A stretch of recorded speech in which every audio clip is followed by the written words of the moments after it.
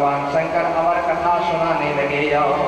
जिस समय भगवान भोलेनाथ अमर कथा सुना रहे हैं और उस समय देवी पार्वती जी को थोड़ी सी नींद आ गई। शंकर जी ने जयकारा बोला और पार्वती जी को क्या हुआ, थोड़ी सी नींद आ गई, असावधान चित्त हो गए। कथा में जब नींद आवे, आलस आवे या कोई व्यवधान आवे तो ये समझो कि हमारे पूर्व जन्म के पाप का कोई उदय हो गया।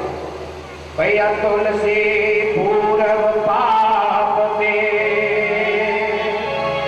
पूर्व जन्म का पाप ही कथा में व्यवधान बन के हमारी कथा में अड़ंगा डालता है।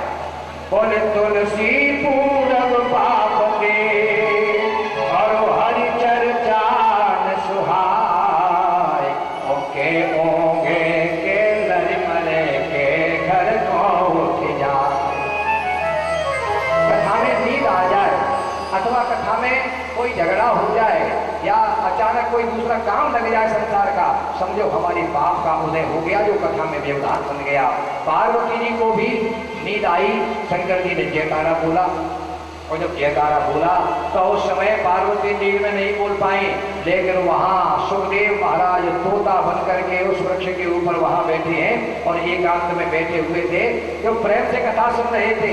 हुआ ये था, सुखदेव जी महाराज गोलोक धाम में, गोलोक धाम में सुखदेव जी अपने राधा कृष्ण का दर्शन करने के लिए गए थे और वहां तोता के रूप में बड़ा सुंदर दिव्य दर्शन किया। रास विहार में दर्शन करते हुए सुखदेव जी ने सुना भगवान कृष्ण ने राधा जी से कहा, राधा अब हमारे अवतार का समय है, द्वापर युग के अंत में भगवान कृष्ण अवतार धारण करेंगे, हमारे साथ में सारा ब्रजमंडल आएगा, तुम भी चलोगी, प्रभु का अवतार होगा। ऐसा सुखदेव जी ने जब सुना तो बोले चलो हम भी भगवान की लीलाओं का आनंद लेंगे। गोलोक धाम से सुखदेव जी उड़ते उड़ते तोता है और चले आ रहे हैं। जब वहां कैलाश पर्वत के पास देखा वहां कि भगवान शंकर अमर कथा सुना रहे हैं, प्रेम से एक वृक्ष की छाया में छिप करके, पत्तों में छिप करके बैठे हैं, वो अमर कथा सुनने लगे। पार्वती जी तो शयन करके सो गई और जब जयकारा बोला और सुखदेव जी महाराज ने जयकारा बोल दिया, बोलो नारायण भगवान नारायण का जयकारे की ध्वनि पहचान ली, आवाज पहचान ली, ये पार्वती की आवाज नहीं है। शंकर जी ने कहा, देवी पार्वती, बोले हाँ महाराज। आंखें खुल गई, बोले महाराज क्यों? बोले तुमने जयकारा नहीं बोला। बोले हाँ महाराज, मैं क्या करूं, पहले तो आपसे झूठ बोल गई थी, इसी का परिणाम है, लेकिन महाराज अब झूठ नहीं बोलूंगी, मुझे नींद आ गई और नींद के कारण जयकारा, मेरा मन थोड़ा सा अशांति के कारण नहीं बोल पाया, आलस में नींद आ गई। महाराज जयकारा ये कौन बोला है? मैं तो केवल तुम्हें कथा सुना रहा था। इधर उधर देखा, चारों तरफ कोई दिखाई नहीं दिया, ऊपर देखा तो वृक्ष के पत्ते में छिप करके तोता कथा सुन रहा है। शंकर जी ने कहा, बोले ये तोता, ये जो है अमर कथा छोड़ के सुन रहा है, इसलिए इसे बिना मारे नहीं छोड़ूंगा। शंकर जी को क्रोध आ गया और क्रोध में आकर के और इन्होंने अपना त्रिशूल उठाया, त्रिशूल उठाए करके और इनको मारने दौड़ने लगे। आगे आगे सुखदेव जी हैं, पीछे पीछे भगवान शंकर हैं और उनके पीछे देवी पार्वती चली आ रही हैं। पार्वती जी समझाते हुए, बोले बाबा कोई बात नहीं है, अगर कथा सुन रही है तो कोई ऐसा बड़ा भारी अपराध नहीं किया है। पर शंकर जी नहीं सुन रहे, तोता सुखदेव जी के पीछे पीछे दौड़ रहे हैं। दौड़ते दौड़ते बद्रिकाश्रम धाम में व्यास जी की गुफा के पास, और जैसे ही ये आए तो व्यास गुफा में भगवान व्यास जी की पत्नी जमाई ले रही थी। मुखारविंद जैसे ही खोला और सुखदेव महाराज जमाई के द्वारा मुखारविंद में प्रवेश कर गए। सुखदेव भगवान की सुखदेव जी ने उधर में प्रवेश किया। इधर शंकर जी ने व्यास जी से कहा, व्यास जी मेरी कथा का जोर तुम्हारे घर में जल्दी निकालो। शंकर जी से व्यास जी ने कहा, महाराज हमें नहीं पता आप क्या लीला कर रहे हो। अरे आप जानो, आपका जोर जाने। भगवान शंकर ने वहां धूनी रमानी देखे, कब तक नहीं निकलेगा, एक दिन, 2 दिन, 1 महीना, 2 महीना, 1 वर्ष, 2 वर्ष की कौन कहे। सुखदेव जी धूनी रमाए बैठे हैं और महाराज सुखदेव जी तो अपने माता के उदर में 1 वर्ष की, 2 वर्ष की कौन कहे, 11 वर्ष तक सुखदेव अपने माता के उदर में ही बने रहे, बाहर ही नहीं निकलते। जब ज्यादा समय हुआ, पार्वती जी ने समझाया, बोले बाबा अब तो लौट के चलो, हमारी कथा अधूरी रह गई है, हमें आप अमर कथा सुनाओ। अब देखो ये कोई ज्यादा वैसा अपराध नहीं है जिसके लिए आप यहाँ डेरा डाल के बैठे हो, उसको बिना मारे नहीं छोड़ोगे। भगवान के अपराध जघन्य अपराध हो उसमें दंड दिया जाता है, पर ये छोड़ करके कथा सुनना, भगवान का दर्शन छोड़ के करना, ये अपराध नहीं है। अगर कोई ये बड़ा भारी अपराध है कि भगवान का दर्शन, भगवान की कथा छोड़ के सुनना, तो आप भी अपराधी हैं महाराज। आपने भी फिर तो छोड़ के भगवान का दर्शन किया था। बोले हमने कब किया? बोले आपने ही मुझे बताया था, जिस समय रामावतार अयोध्या जी में हुआ और उस समय आपने वहां कैसे दर्शन किया? बोले और कहो निज चोरी और सुन गिरिजा अति दृढ़ चितोरी। पार्वती, एक बार मैंने भी चोरी से भगवान राम का दर्शन किया अयोध्या जी में, तो तुमने मुझे बताया, तुमने चोर के दर्शन किया, इसने चोर के कथा सुनी है तोता ने, तब इसको छोड़ दो महाराज। भगवान शंकर की समझ में आ गया और दौड़ दौड़ करके आए। भगवान शंकर जी पार्वती जी को अमर कथा सुनाने लगे। और इधर जब 11 वर्ष हो गए, सुखदेव जी माता के उदर से बाहर नहीं निकल रहे हैं। 11 वर्ष बीतने के बाद सुखदेव जी महाराज ने माता के भजन, उधर में भजन चल रहा है, व्यास जी ने कहा, बोले भाई सुखदेव तुम बाहर क्यों नहीं निकल रहे हो? बेटा सुखदेव बाहर निकलो। बोले नहीं पिताजी, बाहर नहीं निकलूंगा। धन्य है ऋषियों का विज्ञान। आज के वैज्ञानिक युग में रोजाना बड़े बड़े आविष्कार हो रहे हैं, बड़ी बड़ी मशीनें और बड़े बड़े को बन रहे हैं, लेकिन ऐसी मशीन, ऐसा आविष्कार आज तक नहीं हुआ है कि गर्भ के जीव से बात की जा सके। वेद व्यास जी का ऋषि विज्ञान गर्भ में सुखदेव जी महाराज से वार्तालाप कर रहे हैं। कहते हैं बेटा तुम बाहर क्यों नहीं निकल रहे हो? सुखदेव जी ने कहा पिताजी, माता के गर्भ में मुझे जो दिव्य ज्ञान है, जो भजन है, वो बाहर आके नहीं हो सकता है। जैसे ही बाहर आऊंगा, ये मेरी माता है, ये मेरे पिता है, ये मेरा भाई है, ये मेरा परिवार है, ये मेरा बंधु है, और ये रिश्तेदार नातेदार और पति पत्नी, ये तमाम रिश्ते ऐसे जुड़ जाते हैं माया। और इस माया के प्रपंच में भगवान का भजन दूर हो जाता है, माया में जीव लिप्त हो जाता है। तो जब तक भगवान का भजन माता के गर्भ में हो रहा है, जो ज्ञान माता के हृदय में है, भैया वो दिव्य ज्ञान मुझे इस समय है, भगवान का भजन अच्छा कर रहा हूँ। और सुखदेव नहीं, प्रत्येक जीव को माता के हृदय में, माता के उदर में जब गर्भावस्था में रहता है, भैया उस समय उसे ज्ञान होता है, अपने अनेक जन्मों का स्मरण हो जाता है। कितनी बार परमात्मा ने मुझे पशु बनाया, कितनी बार पक्षी बनाया, कितनी बार कीड़ा मकोड़ा बनाया, अनेक योनियों में भ्रमण कराया। अब की बार वो गर्भ में माता के में जीव विचार करता है कि मुझे भगवान ने मानव बनाया है, और मानव बना करके भगवान मैं आपका ऐसा भजन करूंगा, ऐसा भजन करूंगा कि आपको प्राप्त हो जाऊंगा। लेकिन महाराज जैसे जब तक वो गर्भ में रहता है तब तक उसे दिव्य ज्ञान होता है, लेकिन जैसे ही वो बाहर आ जाता है, भैया भगवान की मायाओं से मोहित कर देती है, गर्भ का ज्ञान नष्ट हो जाता है। भूमि परत भाव, आकाश में जल की बूंद जब तक रहती है, निर्मल रहती है, स्वच्छ रहती है, कोई उसमें दाग नहीं होता, पटवेनी नहीं होती है।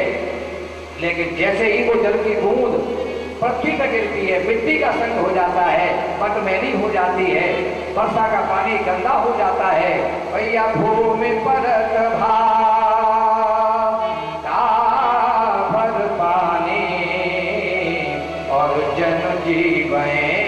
माया लपटाने। जैसे जल की बूंद मिट्टी के संग करते ही पटमेली हो जाती है, ऐसे ही गर्भ में जब तक जीव रहता है उसे दिव्य ज्ञान होता है, और गर्भ के बाहर जब आता है तो उसका ज्ञान नष्ट हो जाता है, और अपने माया के चक्कर में अपने ज्ञान को नष्ट करके उस माया में लगा रहता है, जीवन भर पड़ा रहता है, फिर मर जाता है, फिर गर्भ में आता है। इस तरह से सुखदेव जी महाराज ने अपने पिताजी से कहा, पिताजी मैं तो यही भजन करूंगा, लेकिन एक बात है, अगर आप मुझे आशीर्वाद दें कि मुझे कभी भगवान की माया परेशान नहीं करेगी, तो मैं निश्चित जो है आपके आज्ञा से बाहर आ जाऊंगा। तो व्यास जी ने आशीर्वाद दिया, बेटा सुखदेव मेरा आशीर्वाद है, तुम्हें कभी जीवन में भगवान की माया परेशान नहीं करेगी, मेरा आशीर्वाद है। सुखदेव जी को अपने पिता व्यास जी का आशीर्वाद प्राप्त हुआ। सुखदेव जी महाराज पिता के आशीर्वाद मिलते ही अपने माता के उदर से तुरंत ही प्रकट हो गए। बोलो सुखदेव भगवान की यम प्रजंत मन पेत मुपेत कृत्यों द्वैपायनो विरह कातर आजुहाव पुत्रे तन्मय भिले दो तम सर्वभूत हृदयों मुनि मानतोष्मि। सुखदेव जी महाराज का बड़ा अद्भुत दिव्य रूप है। जैसे पूर्णिमा का चंद्रमा 16 कलाओं से परिपूर्ण होता है, समस्त भूमंडल को प्रकाशित कर देता है, दसों दिशाएं प्रकाशमान हो जाती हैं, ऐसे सुखदेव जी महाराज का दिव्य तेज मंडल ऐसा दिव्य तेज है, ऐसा मुखारविंद है, उनके तेज से दसों दिशाएं प्रकाशित हो गई। और ऐसे वीतराग योगी है कि प्रकट होते ही कोई संसार की माया का प्रपंच नहीं, माता पिता परिवार किसी से कोई स्नेह नहीं, इनका नाल छेदन भी नहीं हुआ और अपने नाल को कंधा पे डाल करके और भगवान का भजन करने जंगल में प्रकट होते ही चले जा रहे हैं। पीछे पीछे व्यास जी रोते रोते जा रहे हैं, आ बेटा मैं तेरे बिना भागवत किसको पढ़ाऊंगा, मैंने भगवान शंकर का भजन किया, तपस्या की, तब तुझे प्राप्त किया है और तू मुझे छोड़ करके जा रहा है। अरे भागवत का अध्ययन कर बेटा, यहाँ तेरा पालन पोषण हम करेंगे, ऐसे कैसे चला जाएगा। पुत्रे तन्मयतया तरवो भिले दो तम सर्वभूत हृदयों मुनि मानतोष्मि। आ बेटा रोते रोते व्यास जी चले जा रहे हैं। इसको कहते हैं माया का प्रभाव। व्यास जी ने 18 पुराणों का निर्माण किया, वेदों का विभाजन किया, बड़ी सुंदर माया मोह की व्याख्याएं अपने पुराणों में की व्यास जी ने। लेकिन जब स्वयं के ऊपर बात आई, स्वयं का पुत्र, संसार की नश्वरता का ज्ञान व्यास जी ने बहुत लिखा पुराणों में, बहुत उपदेश किया, लेकिन स्वयं के ऊपर जब पुत्र का विरह होने लगा, पुत्र छोड़ करके डांटा तोड़ करके जाने लगा, तो व्यास जी महाराज सारा ज्ञान धरा रह गया और पीछे पीछे रोते रोते जा रहे हैं। बेटा तू कहाँ जा रहा है, बेटा मैं तेरे बिना कैसे जीवन धारण करूंगा, बड़े शंकर जी की कृपा से तुझे प्राप्त किया है, बेटा मुझे छोड़ के क्यों जा रहा है। और व्यास जी रो रहे हैं। लेकिन सुखदेव जी तो परम योगी है, योगेश्वरों के भी योगेश्वर। सुखदेव जी ने पीछे मुड़ के देखा भी नहीं, कौन पिता, किसका पिता। संसार में न कोई किसी का पिता है, न माता है, न भाई है, न बंधु है, न कोई अपना इष्ट है, न मित्र है, कोई किसी का नहीं है। ये संसार स्वार्थी है। जब तक जीव का संसार में नाता स्वार्थ रहता है तब तक रहता है, और जब स्वार्थ निकल जाता है तो भैया स्वार्थी नाते भी समाप्त हो जाते हैं। और सुखदेव इस बात को भली भांति जानते हैं कि संसार नश्वर है, संसार स्वार्थी है। इस स्वार्थी संसार में अगर एक बार हमने स्नेह लगा दिया तो फिर हमारा जीवन में उद्धार होना संभव नहीं है। संसार के माया को एक बार स्वीकार करने के बाद माया जन्म जन्मांतरों तक पीछा नहीं छोड़ती है। ये स्वार्थी संसार, इस संसार से विरक्त होना ही ये जीव का उद्देश्य होना चाहिए, ऐसा सुखदेव जी जानते हैं। और अपने पिता की तरफ पीछे मुड़कर भी नहीं देखा, आगे आगे चले जा रहे हैं। सुखदेव जी पीछे नहीं देखते हैं, व्यास जी पीछे। व्यास जी को सुखदेव जी की तरफ से वृक्षों ने उत्तर दिया, बोले व्यास जी आप अपने पुत्र के विरह में इतना रो रहे हो, चिल्ला रहे हो, ऐसा थोड़ा ही महाराज। अरे महाराज आपका पुत्र भगवान का भजन करने जा रहा है, संसार का कल्याण करने जा रहा है। महान पुरुष जो होते हैं उनका जीवन संसार के कल्याण के लिए होता है। महान पुरुष केवल अपने लिए नहीं जीते हैं, जो भगवान की कृपा होती है, जो महान पुरुष होते हैं उनका जीवन तो भैया संसार के कल्याण के लिए अर्पण हो जाता है। वृक्षों में जो फल होते हैं, क्या वृक्ष फल अपने आप स्वयं खा लेते हैं? वृक्षों के फलों को संसार के भूखे जीवों के, भूखे प्राणियों की भूख मिटाने के काम आते हैं। वृक्ष अपने फल स्वयं नहीं खाते हैं। ऐसे ही नदियों में जो जल रहता है, नदियों का पानी नदियां स्वयं थोड़ी पीती हैं। नदियों का पानी संसार के प्यासे जीवों के पानी प्यास बुझाने के काम आता है। तो इसी तरह से भैया संसार के महान पुरुषों का जीवन भी संसार के कल्याण के काम आता है, ऐसा उपदेश किया। व्यास जी बेचारे थक हार करके लौट आए और सुखदेव जी ने जाकर के निर्गुण निराकार ब्रह्म की आराधना करते हुए समाधि लगा दी और समाधि में आंखें बंद करके निराकार ब्रह्म का हृदय में ध्यान धरने लगे। इधर सुखदेव जी के जाने से व्यास जी बड़े दुखी हैं। व्यास जी ने अपने 2 शिष्यों को बुलाया और शिष्यों को बुलाने के बाद में 2 श्लोक पढ़ाए। बोले बेटा जहाँ सुखदेव समाधि लगा करके भजन कर रहा है वहाँ जाकर के ये भागवत के श्लोक सुनाओ। हो सकता है भागवत के श्लोक सुन करके इनका मन भगवान कृष्ण की लीलाओं को सुनने के लिए लालायित हो जाए, आकर्षित हो जाए। ऐसा विचार करके दो शिष्यों को भेजा। दो चेलाओं ने जाकर जहां एकांत में सुखदेव आके बंद करके समाधिस्थ थे, समाधि लगाए बैठे थे, भैया उस समय पर वहां पर दो शिष्यों ने भागवत का श्लोक पाठ कराया। जैसे ही पाठ प्रारंभ किया, भागवत का बड़ा सुंदर श्लोक, जब वो शिष्य बोलने लगा, सुखदेव जी समाधिस्थ बैठे हैं कान के पास में, और जैसे ही श्लोक बोला, बरहा पीरो नटवर वपो कर्णयो कर्णिकारो विप्रद्वासं कनक कपिशं वैजयन्तीं च माला रंध्रान्मेणो रजतसुधया वृंदारण्यं स्वपदरमणं प्राविशद्गीतकीर्ति।